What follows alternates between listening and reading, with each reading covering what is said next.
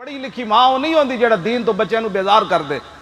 पुत्रा तेरी कोई उम्र है दाढ़ी रखण दी, उस मां नूं एक बारी जरूर करनी है गल जी कवे दाढ़ी रखनी। पुत्रा तेरी उम्र है, उन्होंने कहना मां तेन पता है हुजूर दी आमद तो पहले लोग मावां नूं मंडियां जाके बेचते सन, ये तो हुजूर आए ते दसिया तेरे पैरों थले जन्नत।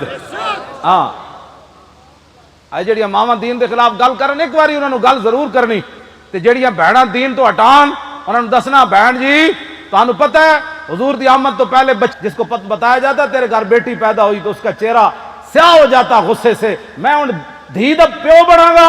फिर वो सोचता सी कि मैं इनू जलील होकर अपनी बच्ची नू पाला या मैं इनू दफन कर देवा। ए हुजूर दी आमद तो पहले धियां दा ए हाल सी। जदों हुजूर आए तो मेरे आका ने फरमाया मन रब्बा बिनतैन जा यौमल क़ियामत अना व हुवा।